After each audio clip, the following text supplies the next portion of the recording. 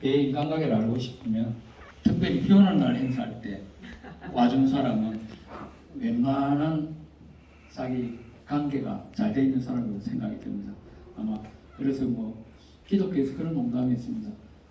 정말 이 사람이 신앙이 좋은 사람인가 알고 싶으면 수요일 날 비 오는 날 참석하는 교인들이 진짜 진신자다 그런 이야기가 있습니다. 그 말은 우리가 일반적인 날씨에도 영향을 많이 받거든요. 사람들 날씨에도 영향을 받고 이런 비가 오는데도 불구하고 또 사실은 이제 문덕순문학관 뭐 졸업생도 계시고 오래간만이니까 찾기가 힘들고 그럴 정도입니다. 그래서 어쨌든 이 시간 귀한 시간 내주셔서 감사를 드립니다.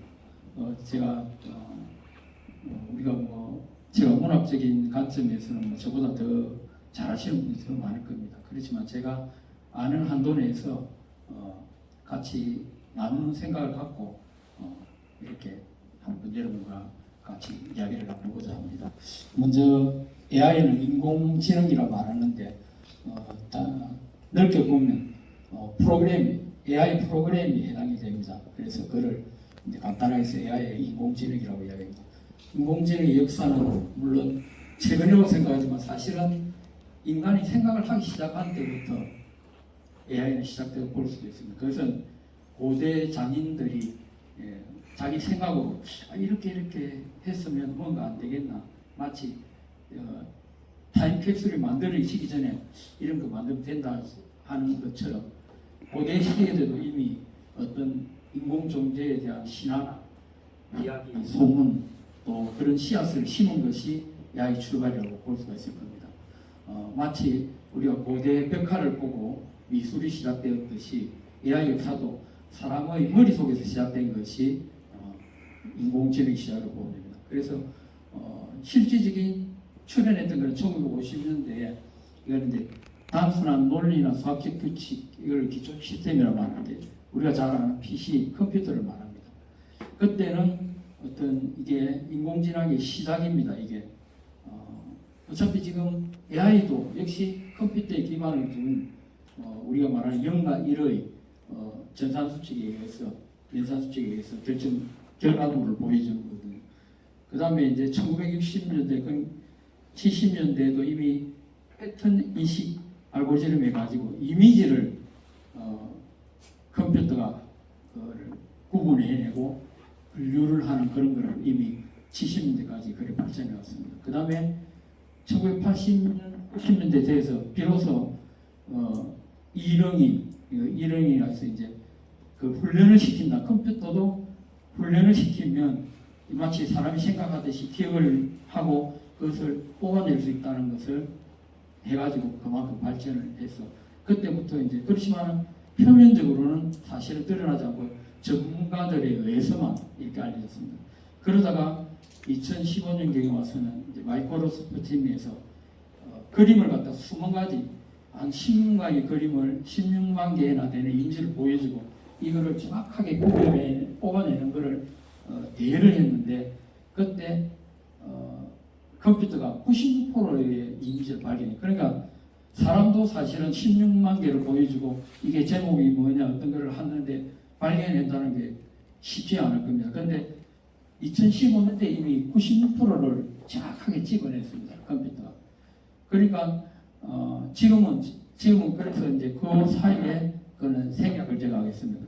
그런데 이게 급반내는 게 우리가 컴퓨터는 CPU를 활용하고 그 다음에 그림을 보여주는 내나 GPU가 이제 그래픽 시스템이거든.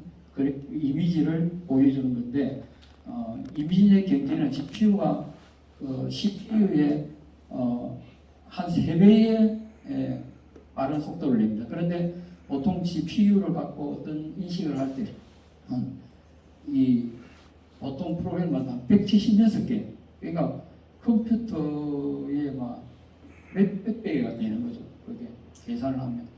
그러니까 우리가 지금 이제 AI가 어느 정도로 발전했나 그러면 사람이 생각하는 머릿속에 뇌가 기억 저장 장치가 10조라는 단위 10조라면 우리가 셀 수는 없잖아요. 근데 이미 AI는 12조의 저장의 능력을 갖고 있습니다. 그러니까 사람보다 더 많이 저장한다는 거죠. 그러니까 그 정도로 이제 인간의 뇌 정작 능력을 갖다가 이미 넘어섰다는 거죠. 자, 그 다음에 이제 AI 창작 과정을 보면 AI는 여기서 뭐 이 NLP라든지 이런 건 그렇게 중요한 건 아닙니다. 우리가 뭐 그거를 기억할 필요는 없고 그 자연어를 처리하는데 이거는 이제 그 텍스트를 컴퓨터도 이해하고 또 그 이해한 거에서 자기가 응용을 해서 또 단어를 표현을 하기도 합니다. 그 다음에 또 이제 그거를 하기 위해서 기계학습을 계속 시킵니다. 그 컴퓨터에. 그러면 그 데이터는 학습을 하면서 패턴, 그 이미지나 문이라든지 이런 거를 인식을 해가지고 자기가 어느 정도 예측을 합니다. 그래서 지금 AI에 보면 지금은 저도 코파일럿이라는 마이크로소프트에 만든 그 프로그램인데 거기다가 어떤 제목을 주고 시를 써달라 그러면 시를 지어내는 동시에 작곡을 해주고 그림까지 보여주거든요. 그런 과정이 불과 한 3분이면 그 결과를 보여줍니다. 그 작곡의 결과도 들어보면 웬만한 대중가요보다도 좋은 결과물을 보여줘요. 그 코파일럿이. 그런데 그게 또 무료로 쓸 수 있습니다. 이제 지금 그 휴대폰에 가는 플레이에서 내려받을 수 있는 코파일럿이 있거든요. 그렇게 그게 벌써 그것도 무료로. 근데 실제로 어떤 창작 작업에서는 그 소설을 만든다든지 장편 소설을 쓰는 AI는 그런 거하고는 또 차원이 다릅니다. 그거는 이제 유료 개념이가 더 뛰어난 거죠. 이게 우리가 무료로 하는 것도 그 정도로 보여주는데 실제로 창작을 하기 위해서 쓰는 그런 프로그램은 이제 그보다도 몇 배의 어떤. 그래서 지금 보면 큰 대기업들이, 미국의 대기업들이 수천억, 심지어는 조 단위의 투자를 하는 이유는 돈을 많이 들일 만큼 그 결과물이 더 좋기 때문에 계속 돈을 집어넣고 있고 거기에서 생성되는 결과물이 그 돈을 환산할 수 없는 그런 결과물을 보여줍니다. 그래서 이제 계속 절대 그 기업들이 투자를 할 때는 이익이 없으면 투자를 안 합니다. 지금도 이제 일부 기업들에서 쓰는 AI 프로그램들은 무료가 아니고 유료들이거든요. 그래서 뭐 창작 작업에 사용한다든지 예술 작업에 사용할 때는 그 이제 결과물이 정말 우리 경제하고 관련되는 그런 결과물을 보여주고 있습니다. 그래서 이제 이런 과정을 통해서 근데 AI가 혼자 한다고 해서 AI가 무조건 100%를 하는 건 아닙니다. 그걸 보완할 때는 반드시 인간이 사람이 그 결과물을 보고 보완을 해줘야 됩니다. 그 다음에 또 거기다가 조금 부족한 부분이 있으면 또 아이디어를 같이 넣어가지고 또 작품 제작을 더 완성도를 높일 수 있을 때는 사람 손이 꼭 필요합니다. 그래서 AI가 마치 혼자 하는 것 같지만은 그런 교육을 시키는 딥러닝 작업조차도 사람이 계속 그걸 넣어줘야 돼요. 그러니까 어떤 작가의 뭐 소설을 하고 싶으면 소설 작품을 보여주는 게 아니라 구체적으로 해밍웨이 작품을 보여줘가지고 해밍웨이 스타일 작품을 써달라. 안 그러면 조한 롤링의 해리포터 작품을 보여주면서 이런 스타일의 작품을 보여달라. AI에게도 구체적으로 학습을 시키면 그런 유의 작품을 만들어줍니다. 그냥 쓰라 하는 거하고. 그래서 이제 사실은 간단한 코파일럿도 보면 쓰는 사람의 수준에 따라서 결과물이 다르게 나옵니다. 그러니까 그걸 넣을 때도 소스를 많이 줄수록 결과물은 더 좋아집니다. 단순히 뭐 꽃에 대한 시를 써달라 그러면 꽃에 대한 시는 써줍니다. 그러면 이제 그게 봤을 때 만약 100일장에 내면 초등학생 정도 수준에서는 입상될 작품을 써줍니다. 근데 만약에 어른들이 그걸 썼다 그러면 좀 유치하게 보입니다. 그래서 그거는 이제 결과물을 어떤 소설을 주냐에 따라서 AI한테 이제 예를 들자면 시인도 구체적으로 어떤 시인의 작품 스타일로 써달라. 그러면 AI도 그 시인의 작품을 싹 찾아서 검색을 합니다. 그래가지고 그런 스타일로 써주거든요. 그래서 그런 면에서는 AI를 다루는 사람의 수준에 따라서 달라진다는 게 또 차이가 있습니다. 그 다음에 이제 AI 창작물에 대한 특징이 있는데, AI는 이제 언어의 다양성이 있습니다. AI가 대한민국에서만 쓰는 게 아니고 이제 미국에서 쓸 수 있고 세계 여러 나라에서 다 쓰거든요. 근데 지금은 AI가 영어권에 영어로 된 그러니까 우리가 보통 간단히 말하면 구글에 깔린 문서를 보면 가장 많은 게 영어권이거든요. 그러다 보니까 AI가 가장 대답을 잘하는 게 한글로 하면서 대답을 똑같이 하지만은 영어로 써서 질문을 하면 그 결과가 영어로 탁 나오거든요. 그러면 더 좋은 질문을 얻기 위해서 가능하면 영어로 주는 게 제일 좋은데, 그러면 그 영어로 어떻게 그걸 해석하느냐?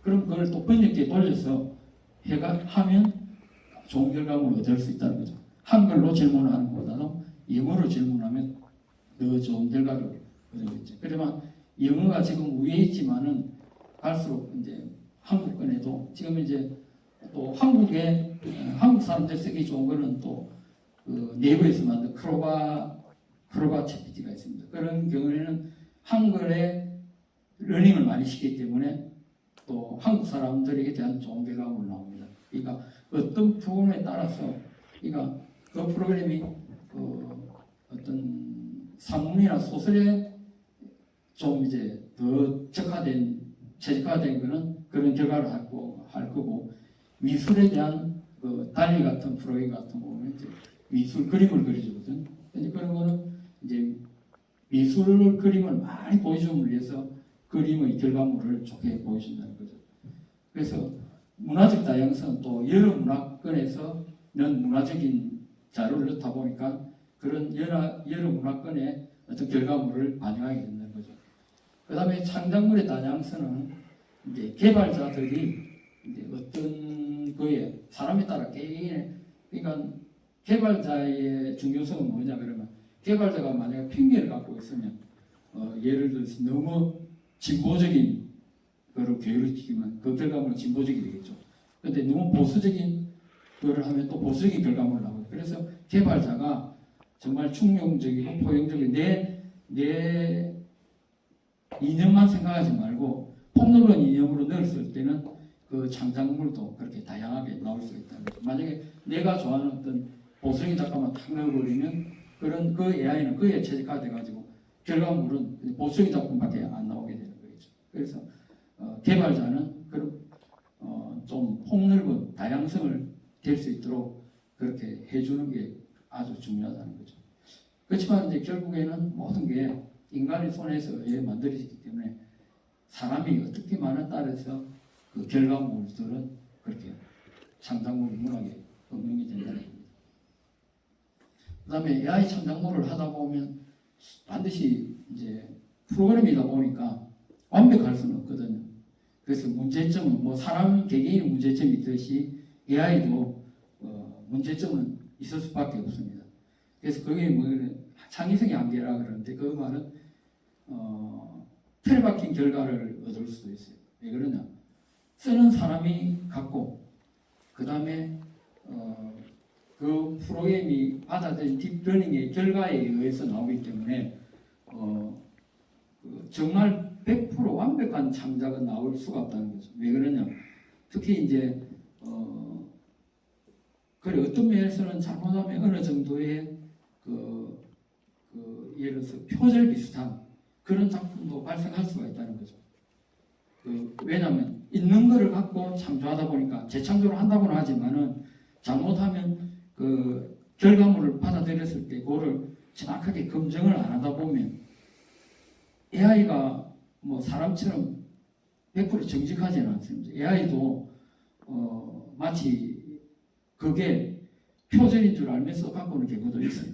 그런 면에서는 우리가 공모전에 왔을 때 그 표절을 가려내듯이 그 사용하는 사람이 한 번 정도 검색을 해서 이게 정말 표절일까 하는 그런 걸 조심해야 된다는 그런 문제가 있다는 거죠. 그래서 창의성에 있어서 100% 시는 특히 시에 있어서는 그런 결과물을 갖고 하다 보니까 그 비슷한 유형의 창작품이 나올 수도 있고, 또 그 우리가 말하는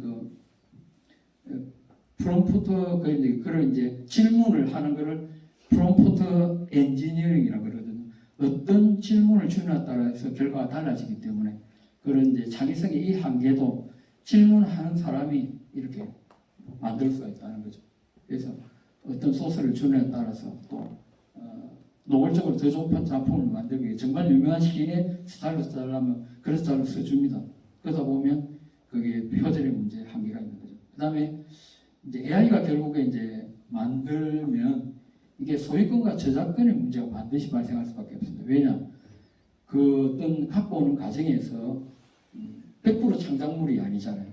그러다 보니까 어떤 것을 갖고 와서 쓰느냐에 따라서 그게 개인적으로 살 때는 괜찮지. 만약에 그게 판매용으로 들어갔을 때는 만약에 거기서 어느 정도 그 어떤 저자의 것을 조금 인용한 부분이 심하다 싶을 때는 그게 법적인 어떤 이제 분쟁이 발생할 수 있다는 거죠. 그다음에 또 이제 소유권 같은 경우에는 AI가 만드는데 과연 이 소유권을 누가 가질 수 있느냐? 최근에 했던 소설 나중에 또 설명해 그 소설 같은 경우에는 그 소설 감독이라는 이름으로 같이 소설을 완성시키게 그러면 이것을 그 소설 감독은 과연 저작권을 그 사람은 옆에서 그 AI를 하면서 계속 반복해서 만드는데 이 사람이 과연 저작권일 수 있느냐 소유권을 갖고 있느냐 이런 문제가 그래서 그 유럽연합에서 최근에 이제 그 윤리적인 문제와 그래서 그 AI의 법적인 문제를 갖다가 이제 법으로 완전히 만들어놨습니다. 왜냐하면 이런 발생을 줄이기 위해서. 그래서 AI도 이제 그만큼 이제 마치 사람들이 저작권 문제에 법이 있듯이 AI에 관한 저작권도 이미 이제 유럽연합에서는 그런 발생을 대비해서 이미 만들어졌습니다. 그다음에 이제 AI하고는 사실 우리가 질문을 주고받다 보면 지금 AI는 텍스트로도 질문을 받지만은 음성으로도 됩니다. 음성으로 질문하면 음성으로 대답도 해줍니다. 그러면서 텍스트도 같이 주는데 소통이 어려울 수밖에 없습니다. 왜냐하면 AI는 어떤 우리가 직접 사람하고 대면을 해서 질문을 받는 게 아니고 우리는 대화를 하다 보면 얼굴 표정이라든지 느낌을 보고 이 사람이 화가 났겠구나 그런 걸 알지만 AI는 그런 걸 모르잖아요. 그러니까 똑같은 질문이라도 어느 정도의 강도의 질문인지 그런 걸 모른다는 거죠. 그 다음에 그 AI하고 사람하고 다른 게 감정이 없어요. 그러다 보니까 문학에 시를 짓더라도 AI는 감정을 느껴보지 모르죠. 사랑을 표현하더라도 진짜 사랑이 어떻다는 걸 AI는 모르죠. 이론적으로는 아는데 우리가 정말 사람이 사랑할 때는 그 어떤 몸에 느껴지는 변화라든지 그런 느낌 이런 게 굉장히 강렬하다든지 그런 게 있잖아요. 근데 AI는 그런 거는 못 느낀다는 거죠. 그래서 그런 거에 대해서는 AI는 항상 부족한 게 감정 표현을 못 한다는 거죠. 그래서 어떻게 보면 AI가 만약에 AI 작품을 냈을 때 출판을 했을 때 모를 땐 괜찮은데 만약에 AI가 탁 냈다고 생각할 때 어떤 기분이 들겠습니까? 전에 예에서 실제로 대필 작가가 했을 때 옛날에 그 조영남 같은 경우에도 사람들이 처음에 조영남 작품이라고 좋아했는데 나중에 대필 작가가 했다는 거 봤을 때는 굉장히 파문이 많았잖아요. 결국 법적 분쟁까지 갔는데 그런 것처럼 AI가 썼다고 했을 때는 사람들이 생각이 달라져요. 왜냐? AI가 써서 흉내내는 것밖에 안 되잖아요. 그런 느낌을 갖거든요. 근데 사람은 왜 사람을 좋아하겠습니까? 사람은 부족한 부분도 많고 유한한 존재잖아요. 그러니까 그 말은 인간은 다른 말로 하면 멸절하는 존재거든요. 반드시 없어지는 존재입니다. 이 세상. 그래서 유한한 존재이기 때문에 굉장히 우리가 서로가 느낌이 이 사람은 우리 똑같은 약한 사람이고 얼마 안 있으면 이 세상에서 죽기 때문에 그 사람에 대한 감정이라든지 그런 게 귀한 거거든요. 근데 AI는 그런 게 있기 때문에 그런 면에서 AI는 뭐 신한 존재라는 게 없잖아요. 영원한 존재니까 뭐 어떤 매력적인 그런 게 없을 수가 있죠. 지적이나 정보 면에서는 완벽할지 몰라도 우리가 어떤 작품을 읽을 때 그 사람을 제자를 생각하잖아요. 제자의 느낌이나 감정 그런 게 좋기 때문에 읽으면서 그를 감정의 교류를 느끼지만 AI하고는 그렇게 되지 않는다는 게 단점이겠죠. 그 다음에 그런 AI 창작물에 대한 해결 방안을 한번 생각해 보면, 어차피 AI는 사람하고의 협업을 하는 거니까 우리가 AI가 가지고 있는 강점, 이제 다양한 정보와 아주 수많은 그 지식 데이터 집적된 거를 사람은 다 기억을 못 하잖아요. 그런 거를 서로 보완해 가면 이제 그런 협업을 통해서 좀 더 좋은 창작물을 만들 수가 있다는 거죠. 그 다음에 법적 윤리적인 기준을 마련하게 된다면 우리가 그동안에 뭐 저작권, 소유권 이렇게 문제가 되는데 그런 발생을 이제 우리가 잘 마련해 놓으면 그런 분쟁에서 해방이 될 수 있다. 그 다음에 협업 인텔리전스 연구라는 게 협업 지능 시스템을 개발해서 어떤 이런 걸 갖다가 연구를 통해서 잘 하게 된다면 좀 더 원활한 연구를 통해서 더 발전을 시킬 수가 있는 거죠. 그 다음에는 교육 및 훈련을 통해서 이런 AI를 좀 더 잘 사용할 수 있는 뭐 기술과 또 어떤 지식들을 습득해서 좀 더 AI 창작물을 더 완벽하게 만들 수 있을 것 같습니다. 그 다음에 AI가 쓴 문학 작품을 조금 대표적인 걸 소개하겠습니다. 2008년도에 최초의 AI가 쓴 러시아 소설이 진정한 사랑이라는 소설이 있습니다. 이게 이제 톨스토이의 안네 카레니나를 갖다가 그걸 갖다가 보여주고 그걸 갖다가 이제 그런 스타일의 작품을 썼던 겁니다. 그 다음에 이제 또 뒤에 이야기는 무라카미 하루키의 그 유해 스타일로 썼기 때문에 그게 이제 여러 가지 협업된 그런 작품을 이제 만들었지만 우리 국내에는 이렇게 많이 안 하는데 러시아에서는 그 당시 베스트셀러가 됐을 정도로 처음에 많이 각광을 받았다.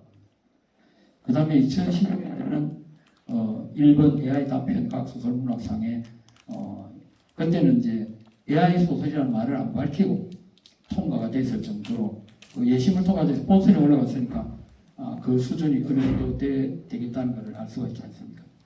그 다음에 2018년에 우리나라에서 KT에서 AI 소설 공모전을 했습니다. 그러니까 AI로 만든 소설. 근데 이게 실제로 출간은 안 됐습니다. 그 말은 뭔가 공모전을 막상 했지만은 이제 정말 이제 쓸만한 이제 돈을 출간해서 쓸만한 작품을 썼다는 거죠. 그 저는 이건 당연하다고 생각합니다. 제가 개인적으로 러시아 소설 진정한 사랑이란지 일본의 AI 단편 과학 소설문화상 같은 경우에는 정말 대형 AI 프로그램을 쓴 거거든요. 그래서 당연히 작품 질이 높지만은 AI 소설 공모전은 무료 프로그램을 써서 그런 말입니다. 그렇기 때문에 질이 떨어질 수밖에 없는 거죠. 아무리 소설을 많이 줘도 한계가 있다는 거죠. 딥러닝이 안 되기 때문에. 예를 들자면 이제 우리 이제 그냥 마이크로소프트의 코파일럿을 써보니까 처음에 이제 제 이름을 탁 쳐가지고 설명을 처음에는 간단하게 이제 AI도 이제 인터넷 검색하는 게 있는 것만 알려주고 제하고 동명이 있다 보니까 옛날 사람들하고 엉뚱한 결과물을 주더라고요. 그런데 제가 이제 나는 언제 태어났고 어디 출생이고 그런 걸 자꾸 넣어주니까 나중에는 결과물에서 정확한 데이터로 양력을 소개해 주더라고요. 그것처럼 그런 거는 딥러닝이 안 됐다 보니까 자료를 많이 넣어줘야 돼요. 그런 거. 그래서 안 실린 거는 인터넷 통해서 내가 질문하고 넣어주면 AI는 금방 받아들입니다. 그래가지고 나중에 내 양력을 정확하게 정리해가지고 결과물을 보여주고 요즘에 들어가서 또 제 이름 치면 정확하게 이야기를 해줘요. 그러니까 무료 프로그램이라도 이렇게 자료 소스만 많이 주면 좋은 결과물을 얻을 수가 있다는 거죠. 그 다음에 2021년도 8월 25일 날 장편 소설 지금부터의 세계인데 이게 이제 글쓰기는 가상 비람풍이라는 거고 그 다음에 소설 감독은 김태현 작가라고 이분도 소설가입니다. 소설가인데 이분이 이것도 금방 쓴 건 아니고 근데 이 프로그램을 갖고 이게 그 500페이지다라는 장편인데 어느 프로그램을 갖고 쓰는 걸 가르쳐주지가 않습니다. 왜냐하면 그걸 가르쳐주면 어떤 비싼 소설이 나오니까. 그렇지만 이것도 아마 무료 프로그램이 아니고 이분이 5년 실현할 때 결과물을 줬을 때 이게 어느 정도 완성도는 굉장히 높은 소설이었어요. 그래서 이문열 작가가 추천사를 쓸 정도로 그래서 앞으로 많이 기대가 된다. 그런데 이제 문학부 기자는 냉정하게 정말 이제 문장을 봤을 때는 뭔가 허점이 많다. 그리고 AI가 너무 말이 많다. 왜냐하면 데이터가 많다. 그러니까 설명적인 하나를 너무 세세하게 설명을 한다는 거죠. 그런 건 있지만 그렇지만 이게 이제 제가 시도 그랬지만 AI는 100%의 완벽한 창작은 고차원적인 창작은 안 합니다. 이것도 소설감독 김태현 작가가 계속 개인적으로 수정을 해가는 과정을 그러니까 7년 동안 계속 해가지고 만든 작품이거든. 그렇기 때문에 그만큼 AI가 아무리 좋은 프로그램을 써도 이런 창작이니까 사람 과정을 거쳐야 됩니다. 그렇지만 소설 구성이라든지 이런 거는 첫 했을 때도 금방 만들었을 겁니다. 그렇지만 거기서 좀 더 디테일한 부분은 이제 소설 감독이 이렇게 만져주면 더 완성도가 높아진다는 거죠. 그 다음에 이제 2002년도 8월달에 AI 시집 시를 쓰는 이유라면 이건 완전히 이제 저자 시를 쓰는 아이라는 그런 필명인데 53편의 시를 그러니까 카카오 브레인이라고 카카오에서 만든 프로그램입니다. 이걸 가지고 53편의 시집을 만들어서 발표했거든요. 그거 보면 어느 정도의 이제 물론 우리가 시인들이 입장에서 봤을 때는 그 어떤 A 클래스는 못 되죠.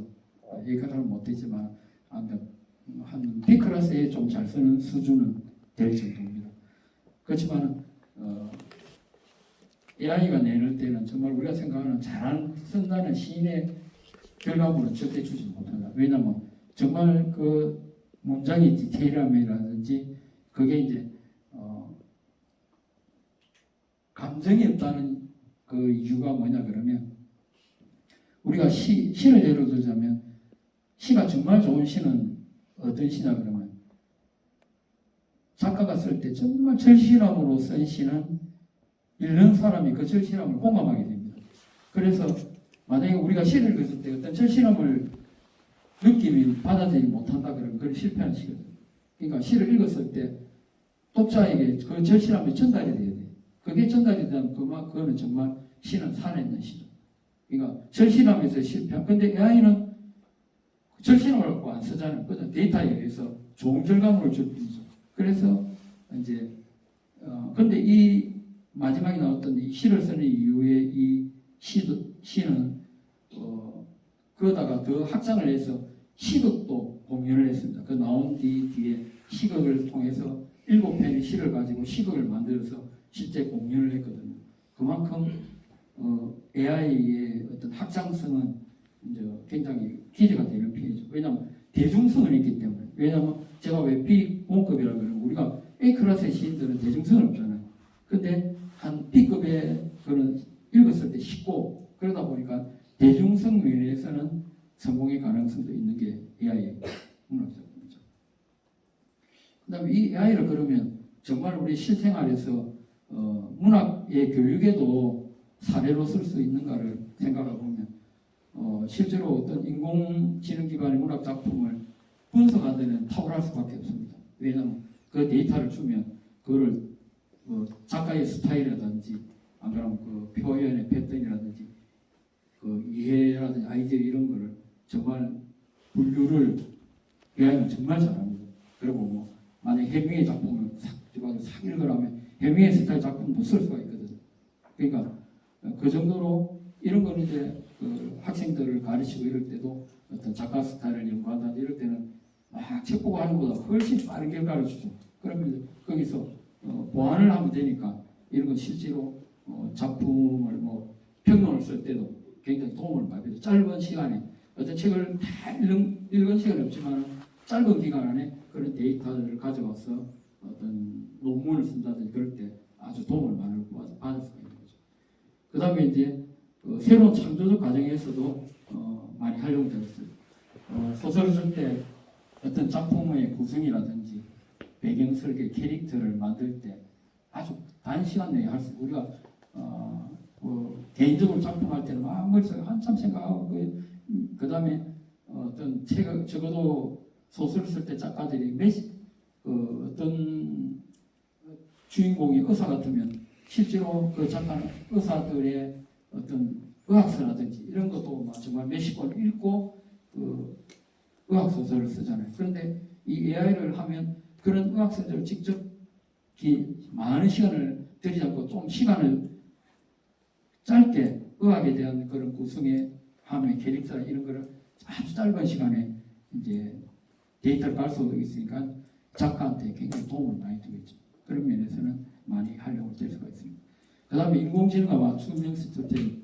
이 스토리텔링도 개인화별로 스토리를 제공해주고 또 내가 필요한 스토리를 가져올 수가 있기 때문에 다양한 경험을 좀 빠른 시간에 습득할 수가 있다는 거죠. 그런 면에서도 많은 도움이 될 것입니다. 그 다음에 문학교육과 진로 지원에도 어떤 창작 과정과 작가에게 지식 정보니까 교사들이 교사가 어떻게 다 작가 되는지 모르지만 문학 진로를 가고 싶다 그러면 그런 데이터를 가져와서 하니까 그런 면에서는 진로 교육에도 많은 도움을 줄 수가 있을 겁니다. 그래서 이 AI 활용은 교육자나 학생의 새로운 기회와 문학의 교육 방법론으로도 격식적인 잠재력을 앞으로 많이 발생할 수가 있을 겁니다. 그런 면에서는 문학의 교육에도 많은 도움을 줄 거라 예상됩니다.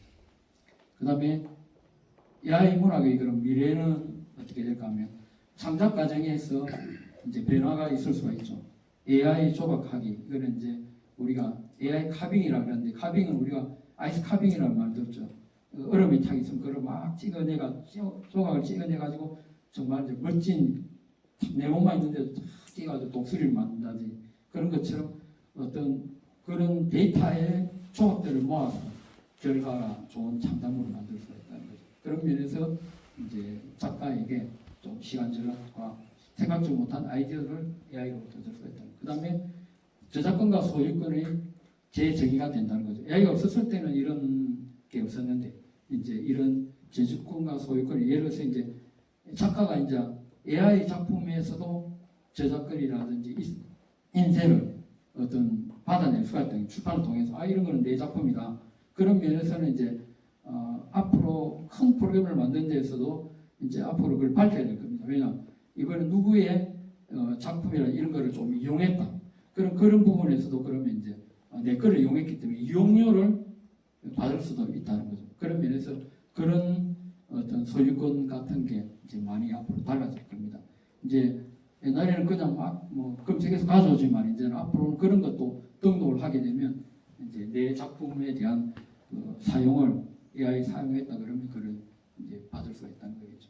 그 다음에 문화적인 표현의 다양성이 확대가 되겠죠.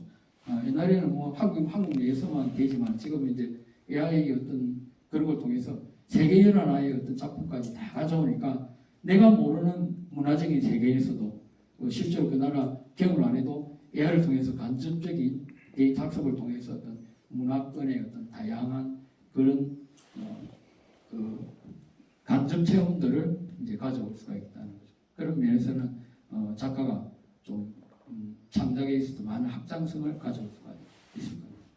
그 다음에 이제 AI와 문학 결합은 결국 이제 예술과 기술의 경계선을 허물게 됩니다. 우리가 어떤 딱 제목만 줬을 때 음악하고 미술하고 문학하고 동시에 결과물을 보여주거든요. 그런 면에서 이제 창의성도 정말 이제 다양한 융복학의 시대가 열리게 된다는 거죠. 그런 데에 있어서 이제 많은 중요한 역할을 AI가 해주게 됩니다.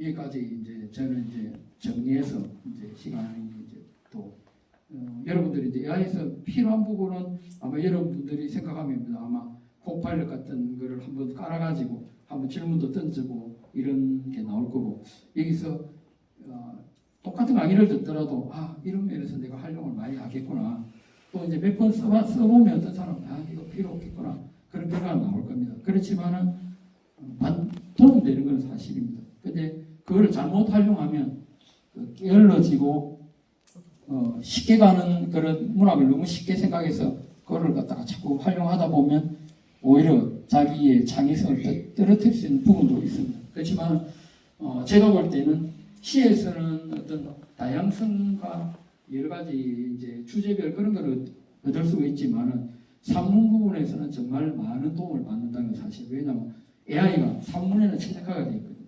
그래서 그런 수필이나 소설 쓰는 사람들이 굉장히 큰 도움을 줍니다. 물론 시도 도움을 주는 거는 왜냐하면 다양한 표현이라든지 생각지도 못한 아이디어를 얻을 수는 있습니다. 그렇기 때문에 여러분 활용을 해보시면 도움을 되고 좀 반드시 장단점이 있기 때문에 그런 것도 만약에 그렇잖아요. 특히 마약을 하면 창작자들이 음악가들이 그렇게 유혹에 빠진 거는 마약하는 순간에 정말 창의성이 극을 달릴 수가 있기 때문에 그런 유혹을. 그래서 AI는 뭐 그렇게까지는 안 돼요. AI에 중독될 사람은 물론 없겠죠. 여기서. 그렇지만 그런 면에서는 AI를 한번 흥미롭게 한번 해보는 게 괜찮을 것 같습니다. 이제는 제가 이제 출판에 대해서 제가 이제 올해로 11년 차에 접어들고 있습니다. 그동안 이제 저희 출판사 같은 경우에는 이제 처음부터 그냥 책을 찍는 데서 끝내지 않고 이제 서점에 책을 깔아서 어떻게 하면 작가들한테 인쇄를 하나 더 챙겨줄 수가 제가 목적이 그겁니다. 왜냐하면 책을 내고 끝내버리면 그런 의미가 없잖아요. 그래서 유명 작가든 무명 작가든 똑같이 인쇄를 저는 지급을 합니다. 그래서 어떤 사람은 책을 냈는데 계약서를 안 쓴 사람이 있더라고요. 근데 저희들은 계약서를 반드시 씁니다. 왜냐하면 인쇄를 드려야 되기 때문에. 그래서 제가 11년 전에 책을 찍은 사람도 아직도 가끔씩 나가더라고요. 그러면 나중에 1년 정도 딱 돼서 그걸 정산해서 드립니다. 그래서 뭐 작년에 11년 차 때는 작년 10년 10주년 기념할 때는 이제 창원 지역의 작가들만 불러서 10주년 행사인데 먼데 있는 분들한테는 그래도 다 저희들이 선물을 드리고 그래서 항상 기억하고 있다는 거죠. 그 작가를. 왜냐? 출판사가 여기까지 오게 된 거는 유명이든 무명이든 그 작가 덕분에 제가 존재하는 거니까. 그런 면에서 이제 작가는 사실은 출판사에서 최고의 도움을 주는 소스죠. 그래서 작가님들에 대한 대우는 나름대로 그래서 올해부터는 계약서를 쓸 때 우리가 그동안 인쇄를 10% 지급했는데 대한민국에서 보니까 제일 많이 지급하는데 11%를 지급하더라고요. 그래서 그러면 조금 한국대가 인쇄를 올해부터 12%를 지급합니다. 그게 적은 것 같지만은 그러니까 일반 대형 출판사들은 보통 7, 8%를 지급합니다. 아주 유명한 사람 아니면. 그렇지만 이제 처음부터 10%를 그러니까 대형 출판사는 아주 유명한 사람 또 한 10% 지급해요. 그렇지만 이제 우리가 과감하게 15% 하면 작가들 그거는 왜냐면 책이 팔려야 인쇄가 지급이 되거든요. 그러니까 우리는 팔리면 1% 더 줘도 손해볼 건 없는 거예요. 그렇기 때문에 많이 팔리면 더 줄 수 있으면 더 좋은 거죠. 그렇기 때문에 이제 과감하게 우리가 그래 대한민국 최고 지방에 있는 출판사는 최고의 출판사 대전에 11%를 지급합니다. 자, 그 작가라는 거는 우리가 이제 그러면 무엇일까요? 보통 이제 물론 지금 대한민국의 특별한 게 뭐냐면 등단을 해야만 작가라는 칭호를 받거든요. 외국에는 보면 일부러 등단 제도라는 게 없습니다. 사실 한국이 유일하거든요. 그거에. 외국에는 그냥 자기가 스스로 책을 내면 다 작가로 올립니다. 그런데 우리나라는 이제 어떤 등단 제도가 있고 실제로 뭐 국가에조차도 예술인 경력 증명할 때 등단 안 한 사람은 못해요. 그게 불합리할 수도 있지만은 또 어떤 기준을 둬야 되다 보니까 또 특별히 예술 경력 증명회 같은 하면 2년에 한 번씩 약 2만 명한테 300만 원을 지급하거든요. 그래서 아직까지 예술인 경력 증명 안 하신 분들은 증명을 해가지고 또 혜택을 보는 것도 괜찮습니다. 그래서 이제 월 수입이 140만 원 이하는 순서는 이제 70세 이상 시골에 사시는 분들, 그 다음에 장애인들이 우선 순서로 쭉쭉쭉 됩니다.